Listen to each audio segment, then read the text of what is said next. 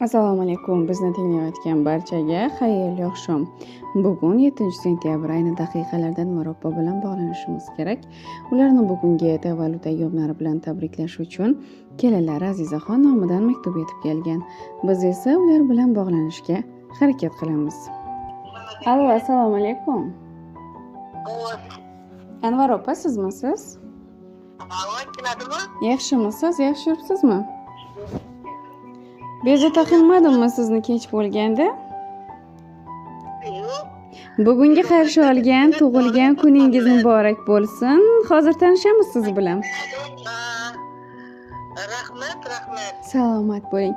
Ayni daqiqalarda Dildagi gaplarim loyihasi va loyiha boshlovchisi suhbatdoshingiz Sadiya bo'laman. Bugun tavallud kuningiz, go'zal bir bahorni qarshilabsiz. Ilohim bundan-da chiroyli, bundan-da fayzli yoshlarni qarshi olish nasib qilsin. Bizning loyihamizga maktub yetib kelgan qadrdonlaringizdan, yaqinlaringizdan, oilangizdagi sizni yaxshi ko'radigan insonlaringizdan. Men o'qib eshitiraman maktubni, faqat ayni shu yaqinlaringizni kim bo'lishi mumkin degan savolimga javob bersangiz. Bahramdir, qizimdir, gelinlerimdir. Xo'p, aynan qaysi biri? Qizimni bergandi Dilnoza. Dilnozaxon deb o'ylayapsiz? Yo'q. Lekin ayol kishi maktub egasi. Ayol kishi? Azizadir. Albatta, Aziz opadan yetib kelgan.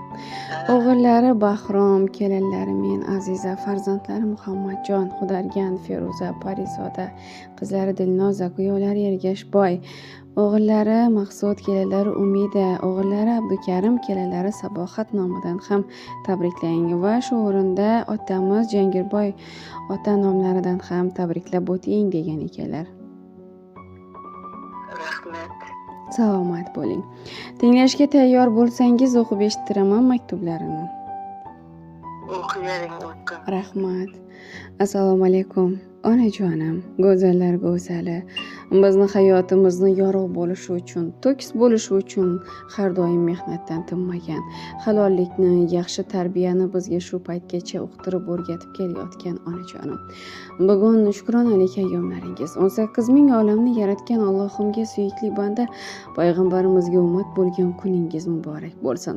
Uyimizni bahori, har bitta qilgan ishimizda fayz bor, unum bor. Sababi yonimizda duo qilib turadigan siz borsiz onam. Ilohim otamiz bilan birgalikda qo'sha qarab, biz farzandlaringizni baxtini, rohatini, yaxshi kunlarini ko'rib, har doim bizni boshimizda bosh bo'lib yuring.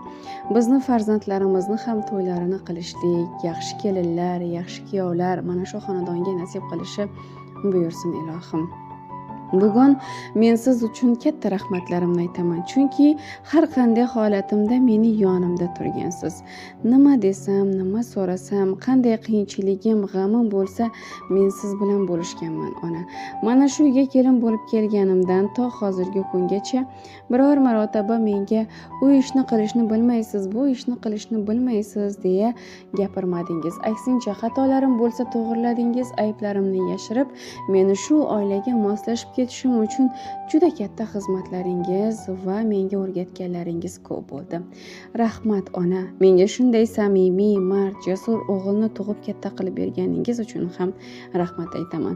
Yuzga kiring, biz farzandlaringiz esa ayni o'sha damda ham atrofingizda parvona bo'laylik degan ekanlar.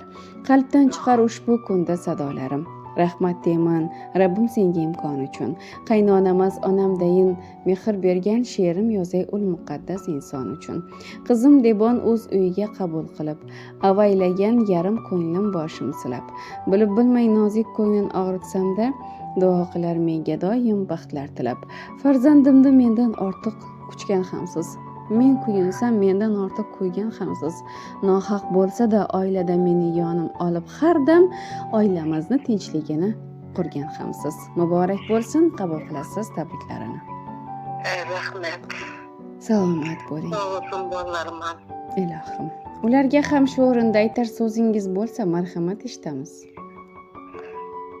Xudoyim shu bolalarim baxtima sog'liqda yashagan, Xudoyim bolalarimning rohatini ko'rib, to'ylar etib, izidan gelinlar olib o'tirg'ay Xudoyim.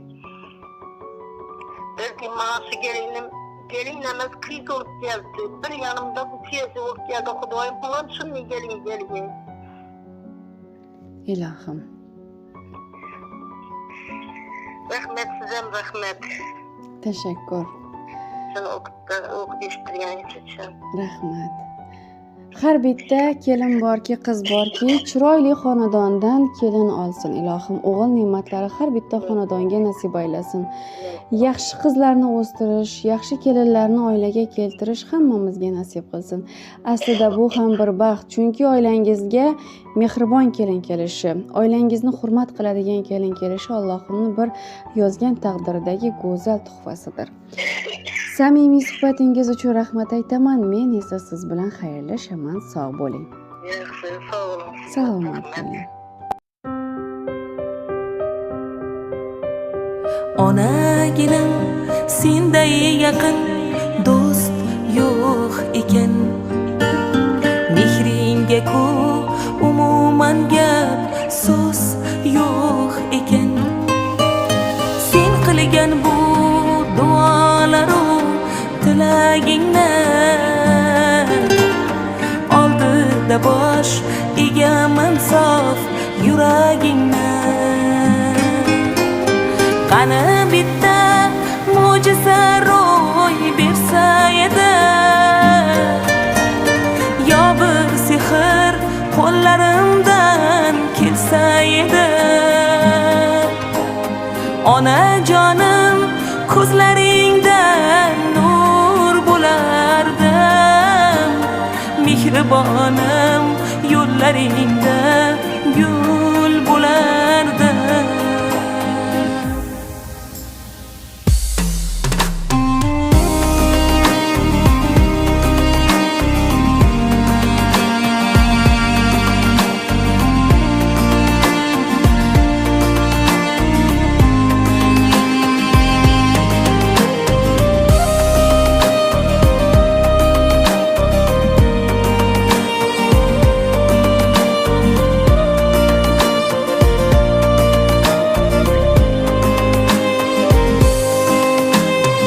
Onaginam kel poyingga men tiz cho'kay.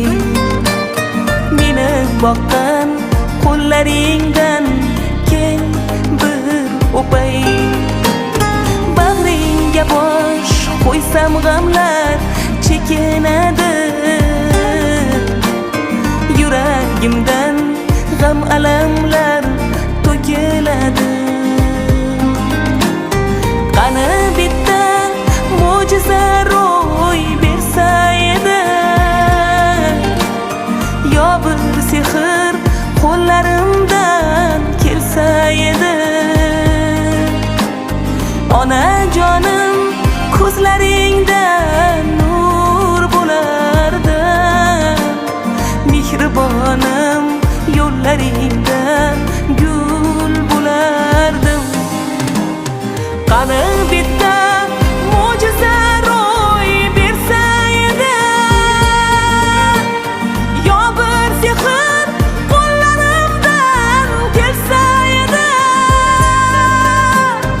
Onajonim kim bo'lsam ham bu dunyoda, mehribonim sening uchun qul bo'lardim.